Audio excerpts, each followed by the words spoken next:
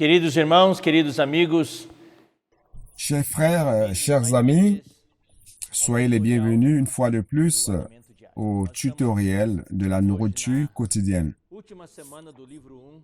Aujourd'hui, c'est la dernière semaine du premier livre de la nourriture quotidienne qui a comme thème général l'Église, colonne et base de la vérité. Dans ce livre 1, basé sur colonne et base de la vérité. Et la quatrième semaine, nous allons parler de la prière de l'Église. Donc, qu'est-ce que nous allons faire aujourd'hui? Lundi et mardi, nous avons conclu la charge de la semaine dernière. Donc, aujourd'hui, nous n'allons pas parler de ce qui est dans lundi et mardi, c'est la conclusion du thème de la semaine dernière. J'espère que vous pourrez lire et en profiter. Dans ce tutoriel d'aujourd'hui, nous allons nous limiter au thème de cette semaine qui est la prière de l'Église. Donc, nous allons commencer mercredi jusqu'à dimanche. Nous n'allons pas séparer les jours. Donc, c'est un seul sujet. Et nous allons parler du sujet entier de mercredi, jeudi, vendredi, samedi et dimanche, dans 5 jours. Et pour commencer, nous allons lire les versets qui sont dans 1 Timothée, chapitre 2, versets 1 et 2. En fait, on va lire jusqu'au 4. J'exhorte donc avant toute chose à faire des prières, des supplications, des requêtes, des actions de grâce pour tous les hommes, pour les rois et pour tous ceux qui sont élevés en dignité, afin que nous menions une vie paisible et tranquille, en toute piété et honnêteté. Versets 3 et 4. Cela est bon et agréable devant Dieu, notre Sauveur, qui veut que tous les hommes soient sauvés et parviennent à la connaissance de la vérité. Non, avant de parler du tutoriel, nous allons mentionner les mots-clés de ces 4 versets. Le verset 1 commence en disant « Avant toute chose ». Avant n'importe quoi, que faut-il faire? Il faut prier. Donc, la prière ici est développée en 4 éléments. En fait, de 4 types de prières qui sont les supplications, les requêtes, les actions de grâce, les intercessions. C'est le premier point principal de ce verset. Le deuxième point, prier en faveur de qui? Ici, il n'a pas dit prier pour des choses. Il est clair qu'on peut prier pour des choses aussi. Il y a des sujets, ainsi de suite. Mais ici, principalement, en faveur des hommes. Les hommes qui prennent des décisions dans ce monde qui peuvent influencer nos vies, c'est-à-dire toute la situation actuelle du monde vient à cause des actions des hommes. Donc, il faut prier en faveur de tous les hommes. C'est le verset 1. Le verset 2, il montre quels sont ces hommes. Ce sont les rois et tous ceux qui sont élevés en dignité, qui ont une autorité. Donc, nos gouvernants, nos autorités, l'objectif, c'est d'avoir une vie paisible et tranquille. C'est l'ambiance qui est autour de nous et en toute piété et honnêteté de notre part. Nous devons vivre et manifester Dieu dans la chair, l'exprimer dans notre vécu.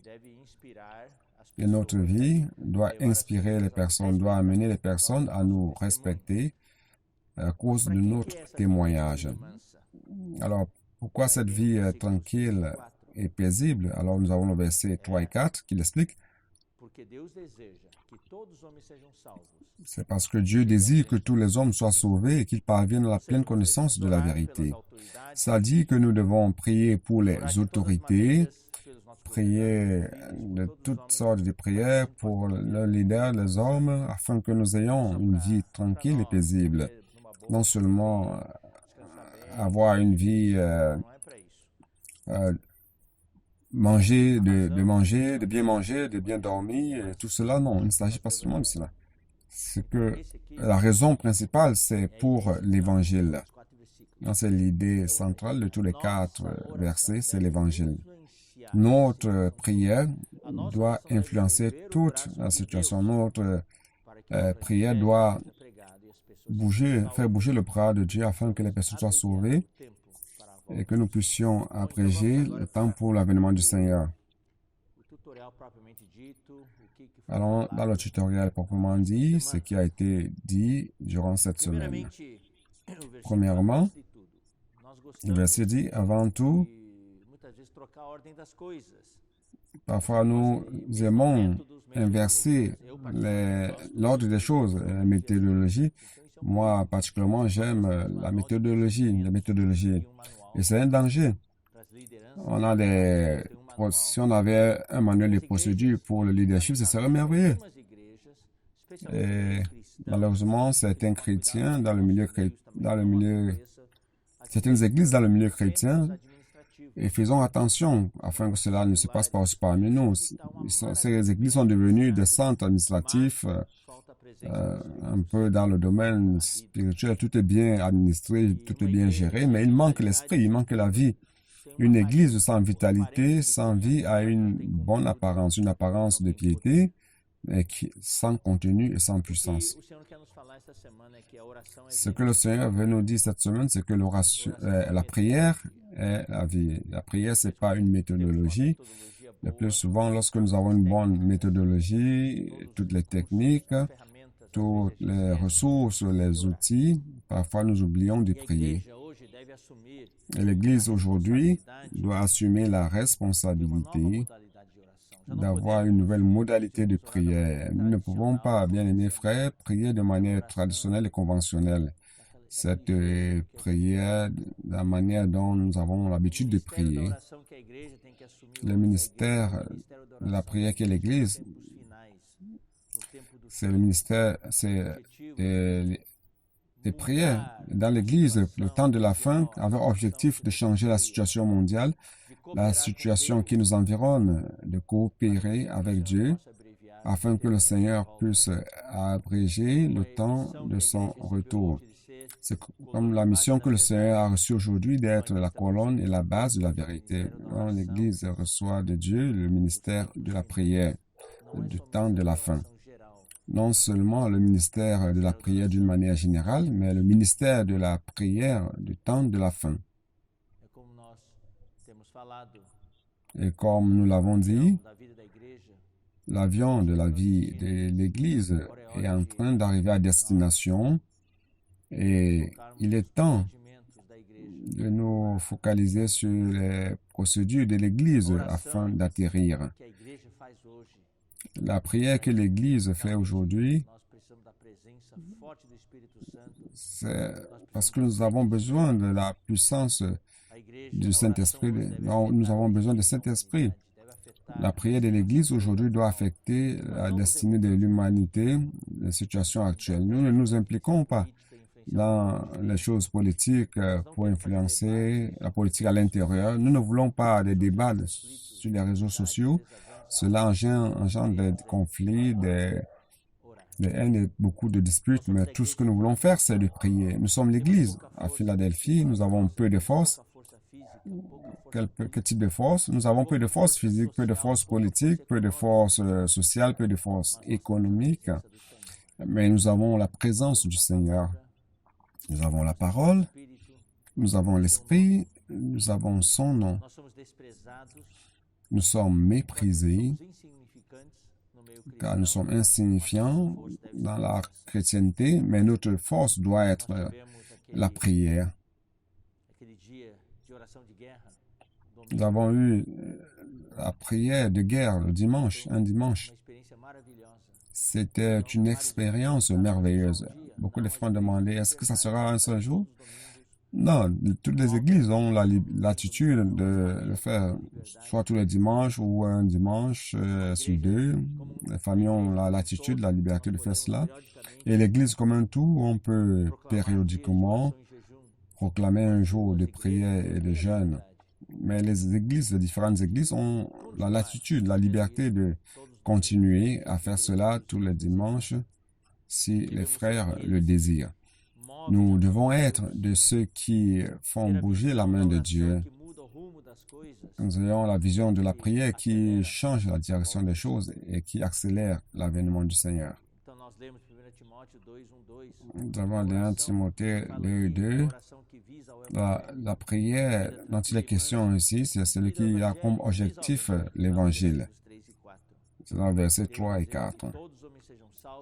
Dieu désire que tous les hommes soient sauvés et parviennent à la connaissance de la vérité. Aujourd'hui, nous devons valoriser la vie d'Église. Une vie d'Église adéquate requiert une vie de prière. Et aujourd'hui, nous comptons sur le leadership de l'Église pour prendre le devant par rapport à ce sujet, amener l'Église à prier. Le ministère de la prière de l'Église, c'est un prérequis pour la gestion et pour paître une Église. Les frères qui sont des anciens, les diacres, et les sœurs qui sont diaconesses,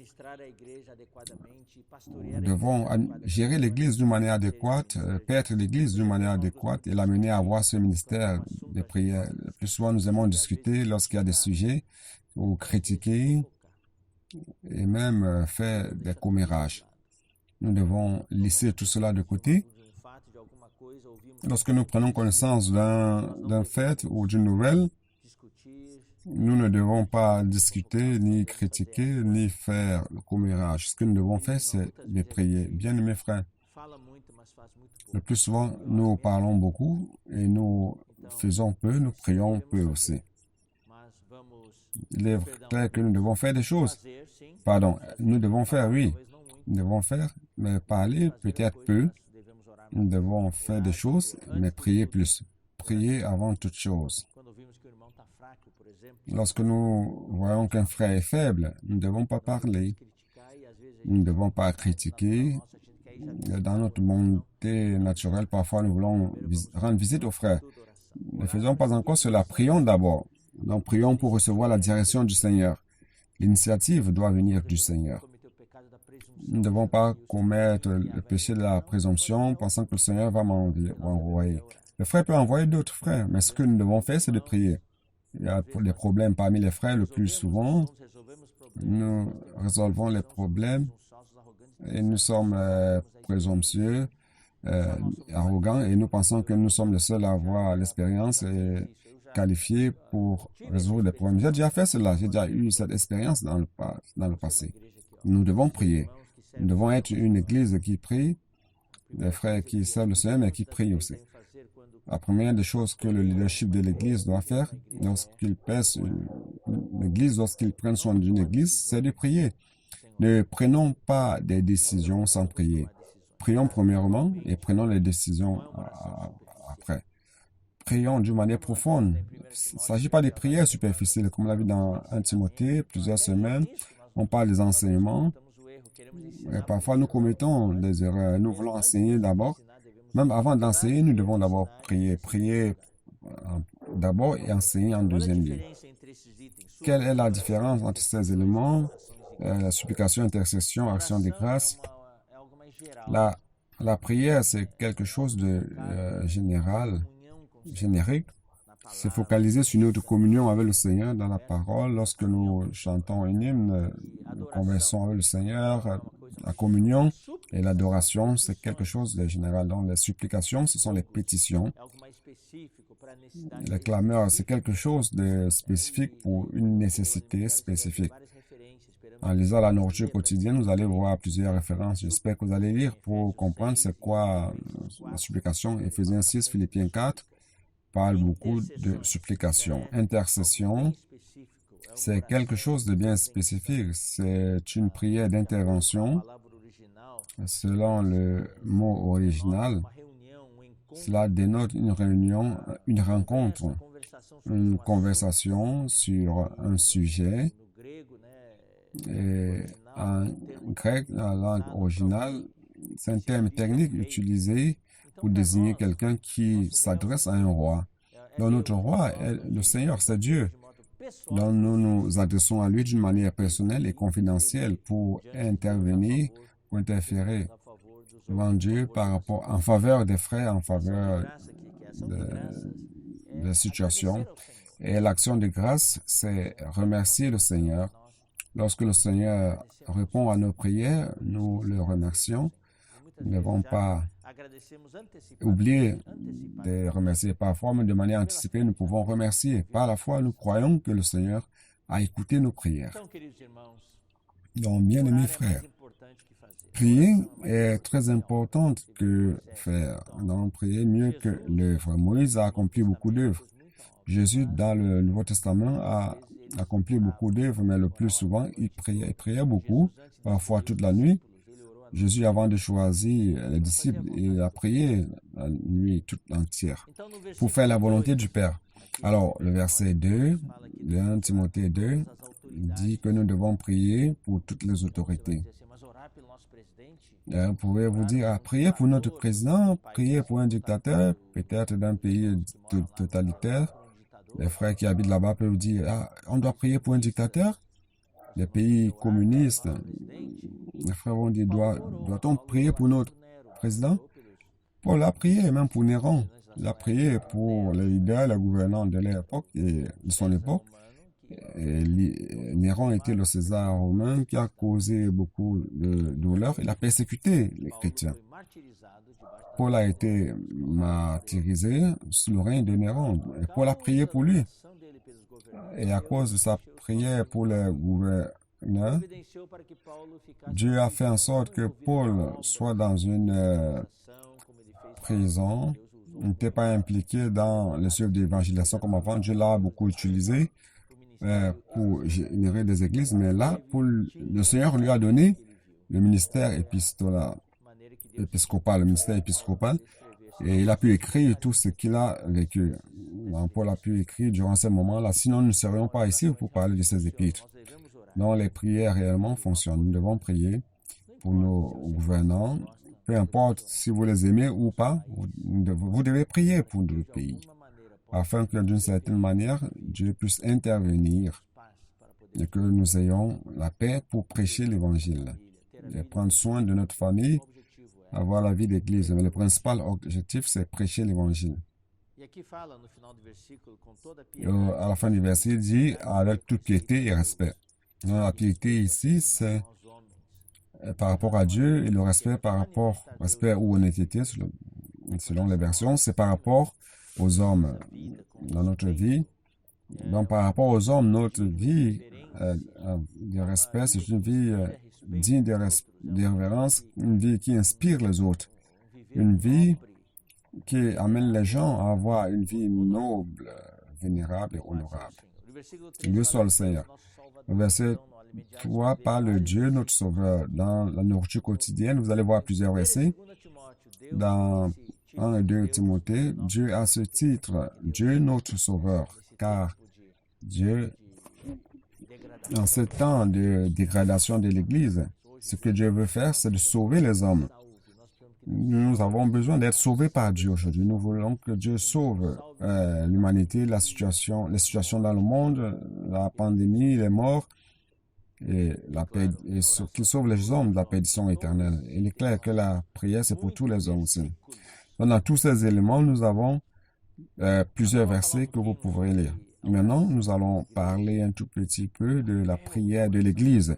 Le rôle de la prière, le rôle de l'Église dans la prière. Matthieu 6, nous n'allons pas lire, mais vous connaissez tout cela, verset 9-10. Lorsque le Seigneur a enseigné aux disciples à prier, il a dit que ta volonté soit faite sur la terre comme au ciel. Donc, ce que nous voyons ici, c'est que selon ce verset, la volonté de Dieu est faite au ciel. Et la prière du Seigneur Jésus, c'est que cette volonté se fasse aussi ici sur terre, cette volonté qui est faite au ciel. Ce que vous devez comprendre, c'est que nous devons toujours voir le ciel et la terre et le ciel. Donc, il existe la volonté de Dieu au ciel et la volonté de Dieu ici sur terre. Il y a ce qui est fait au ciel et ce qui est fait sur la terre. Ces deux parties sont connectées ou déconnectées. C'est quoi la prière? La prière unit le ciel à la terre et unit la terre au ciel. Ce que Dieu veut, c'est que la terre et le ciel soient unis. Et c'est ça le rôle de la prière. Si vous avez compris cela, frère, nous allons comprendre c'est quoi la prière. La terre gouverne le ciel, mais c'est pas le contraire. Si vous lisez les versets de Matthieu 16 et 18, Matthieu 16, 18, ce que vous lirez sur la terre sera lié au ciel, ce que vous délirez sur la terre sera délié au ciel. Si vous lisez la nourriture quotidienne, il ne s'agit pas de lier ou il s'agit il s'agit de lier ou détacher ou lier et attacher. Donc, vous pourriez avoir un concept erroné qui vient du catholicisme, où on parle de la puissance de lier l'âme de quelqu'un sur la terre ou condamner quelqu'un, de l'envoyer en enfer et le détacher du ciel. Ici, le sens, c'est d'attacher. En grec, les paroles sont plus spécifiques. Donc, attacher, lier, enchaîner, et en grec, délier ou détacher. Donc, c'est le contraire. Donc, nous devons lier les œuvres de l'ennemi, la pandémie, les infirmités, lier les attaques de Satan, libérer la santé des frères, libérer l'œuvre de l'Esprit Saint sur la terre, libérer l'Évangile. C'est dans ce sens. Donc, cela est très important.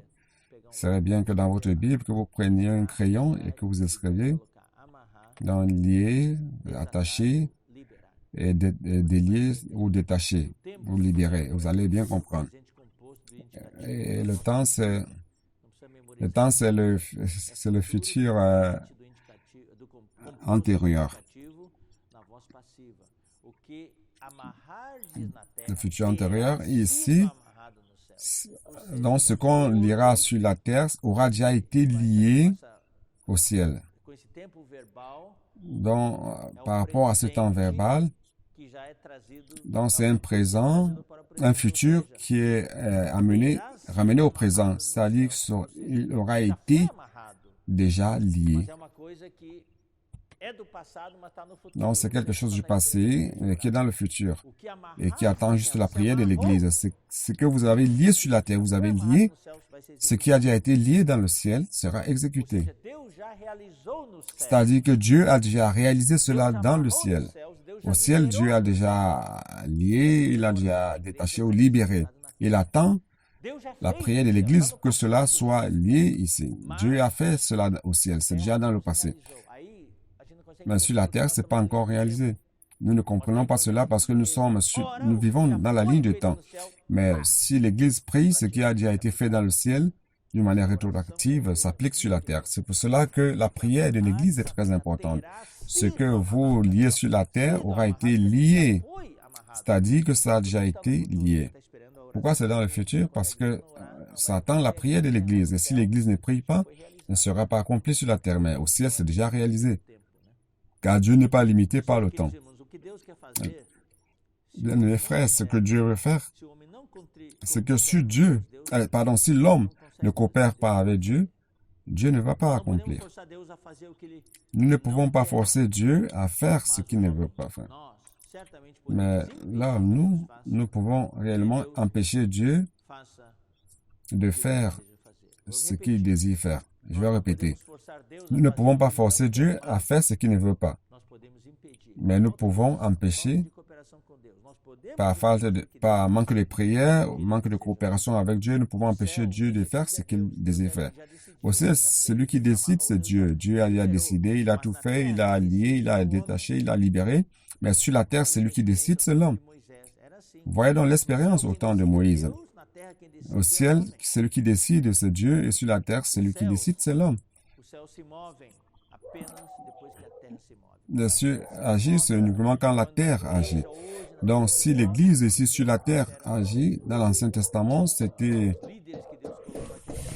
les leaders que Dieu a mis ici sur terre.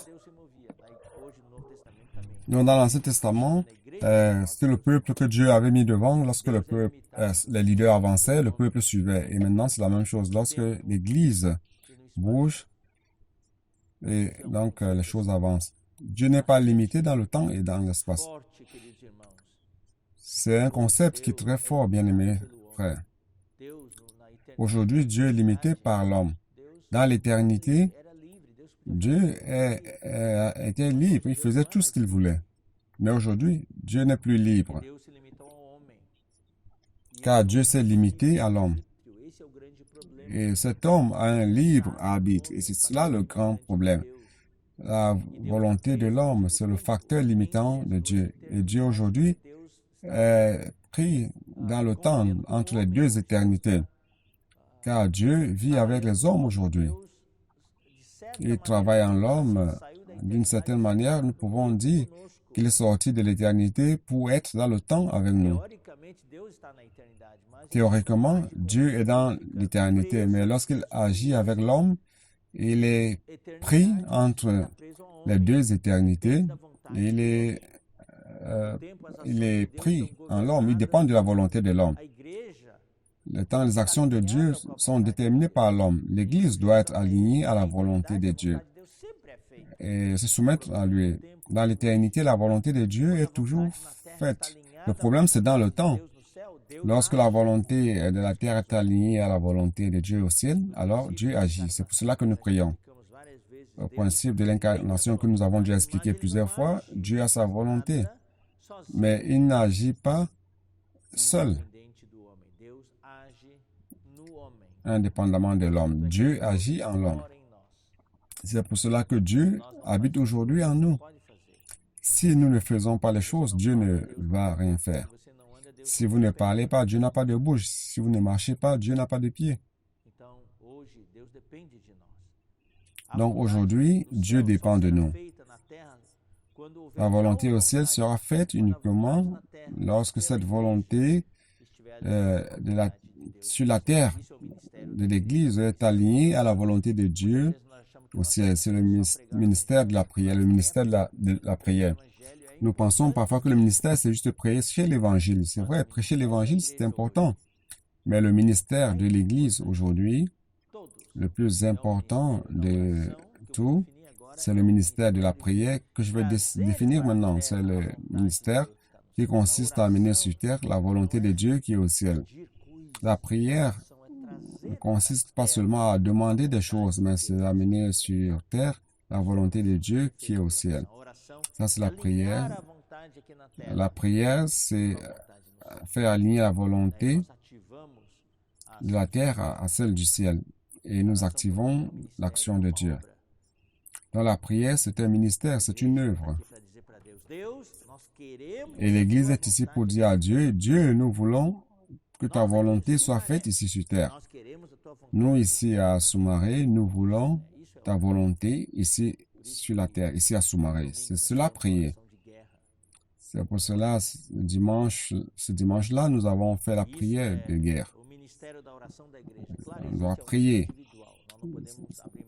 C'est ça le ministère, la prière de l'Église. C'est vrai qu'il y a des ministères individuels. Chaque frère doit avoir sa vie, les prières dévotionnelles, prières de communion avec Dieu, prières pour demander, faire des pétitions, des supplications. Mais lorsque l'Église se réunit, lorsque nous parlons de la prière de l'Église comme tout, que ce soit dans les localités ou globalement, c'est le ministère, l'œuvre de l'Église. C'est quelque chose de très puissant. C'est pour cela qu'il est important, bien aimés frères, que nous écoutions la parole prophétique. Lorsque nous écoutons la parole prophétique aujourd'hui, nous savons c'est quoi la volonté de Dieu. Cela dirige notre prière. Quand nous connaissons la volonté de Dieu en priant, nous donnons voix à la volonté de Dieu. Je répète, prier, ce n'est pas seulement demander. Il est vrai que dans la réunion de prière de l'Église, nous devons demander au Seigneur nous devons intervenir pour la situation des frères, les maladies, les guérisons et tout. C'est une petite partie. La grande partie, c'est la prière de guerre, se mettre aux côtés de Dieu et de dire à Dieu ce que tu veux au ciel, nous voulons ici sur terre. C'est faire une déclaration à Dieu. Nous mettre aux côtés de Dieu et déclarer que nous, les hommes, nous voulons ce que Dieu veut. Et cela active l'action de Dieu. Donc aujourd'hui, Dieu ne peut agir qu'à travers l'Église. Le problème de Dieu ici sur terre, c'est qu'il existe une autre volonté, la volonté de l'homme ici sur terre. Donc il y a deux volontés dans l'univers, la volonté de Dieu au ciel et la volonté de l'homme ici sur terre. Et ces deux volontés entrent en conflit. Et l'Église doit accomplir son rôle pour aligner la volonté de Dieu sur terre, celle du ciel. La volonté est faite ici sur terre, de Dieu est faite sur terre lorsque le libre arbitre de l'homme s'aligne à la volonté de Dieu au ciel.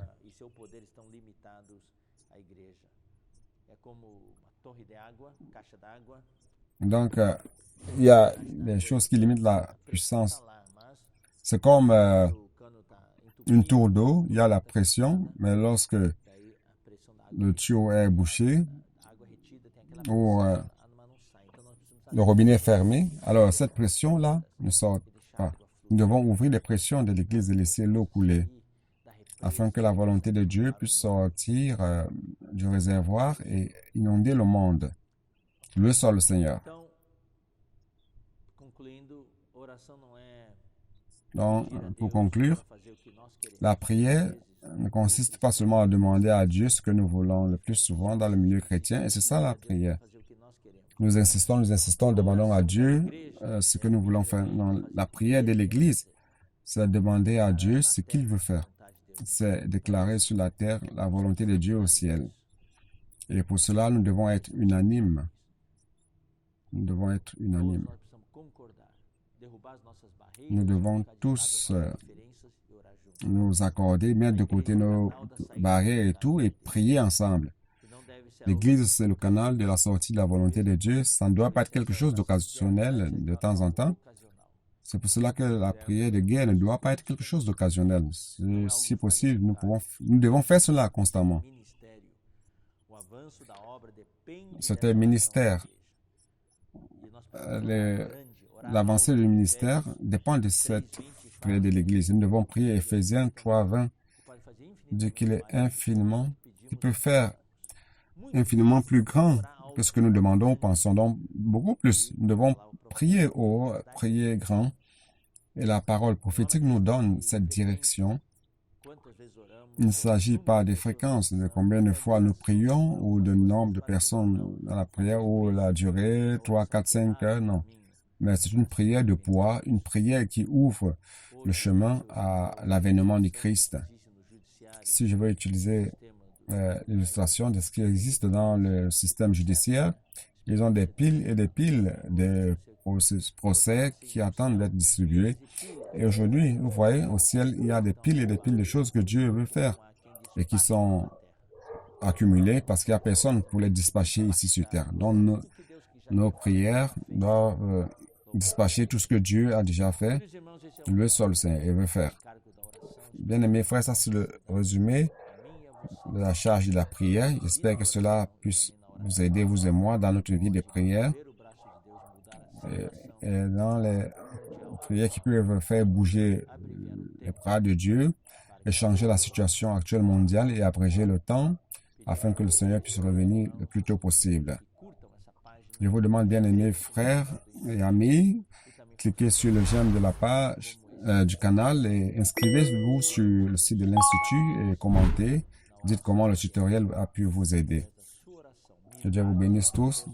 La prière de guerre et que dans vos prières, que des miracles se passent dans votre vie et dans l'Église et dans le monde dans lequel nous vivons aujourd'hui. Que Dieu vous bénisse et à la prochaine opportunité.